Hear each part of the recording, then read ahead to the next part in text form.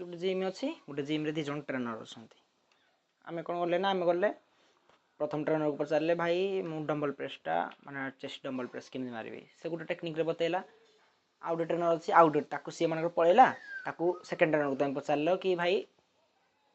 कौन सी भी वर्कआउट यहाँ के कर टेक्निक अलग तुम जहाँ भी मार सब टेक्निक अलग अलग माने सब पिलांकर आपणकर गोटे टेक्निक थी मोर गोटे टेक्निक थी सब माने जिते भी वर्कआउट कर एक्सरसाइज कर ना समस्त टेक्निक अलग अलग थाए तो समस्त टेक्निक रे जदि हम गोटे पिला माने ता टेक्निक गोटे यूज करवा ता टेक्निक रे बाइसेप्स गोटे यूज कर